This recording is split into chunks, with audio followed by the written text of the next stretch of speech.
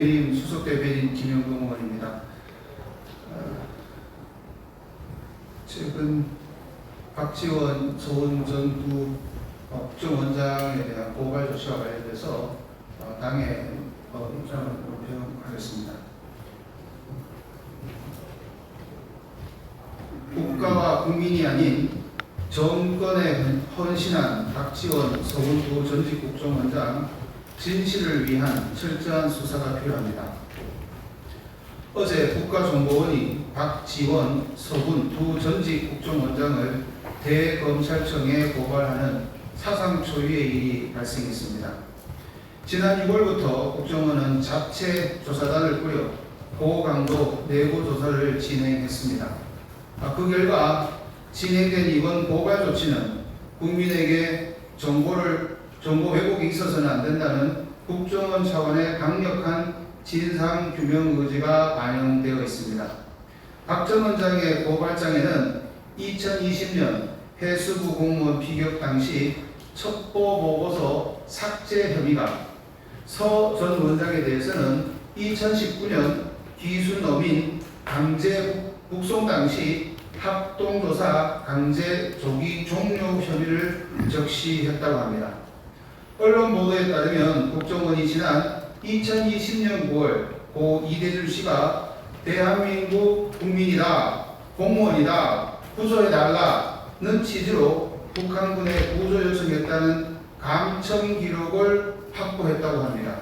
이는 월북이 표류 상황으로 유추될 수 있는 너무나 강력하고 명백한 증거였습니다. 그럼에도 박 전 원장의 지시로 당시 국정원이 월북 가능성과 배치되는 대목들을 보고서에서 삭제했을 가능성이 있다는 것입니다. 박 전 원장이 공용 전자기록 손상 혐의도 받는 만큼 고 이대준 씨 관련 전자기록에도 손길이 미쳤다는 뜻일 수 있습니다. 그리고 서 원장은 통상 보름 이상 소요되는 탈북 합동조사를 이례적으로 서둘러 마무리하며 납포한 귀순 어민을 5일 만에 북송시킨 바 있습니다. 어제 국민의힘 해수부 공무원 피격 사건 진상조사 TF는 조사 결과를 한 개인에 대한 조직적 인권 침해이자 국가폭력 사건이다 라고 발표했습니다. 고 이대준 씨는 생전에 국가로부터 구조도 받지 못하고 사후에는 정부기관의 조직적인 월북몰이에 희생된 것으로 밝혀지고 있습니다.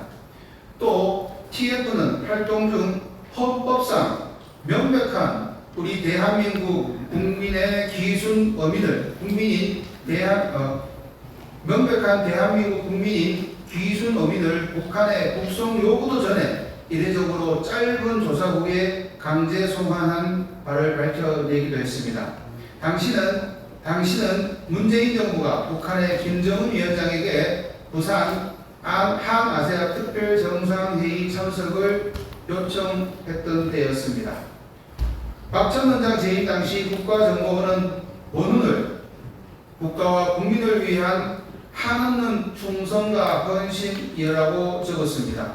하지만 이번 고발로 두 전직 국정원장에게는 국정원은 정권을 위한 한없는 충성과 헌신의 수단이었음이 드러나고 있습니다.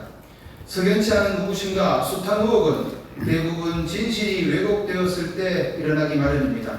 더 이상 국민을 속이고 여론을 호도할 수 없기에 늦었지만 진상규명을 위한 노력이 시작되고 있습니다. 국민의힘과 윤석열 정부는 진실을 밝혀 자유 대한민국을 지켜내겠습니다. 그리고 여전히 고통받고 있는 고 이대준 씨의 유가족들과 고인의 명예를 회복을 위해 끝까지 함께해 나가겠습니다. 감사합니다.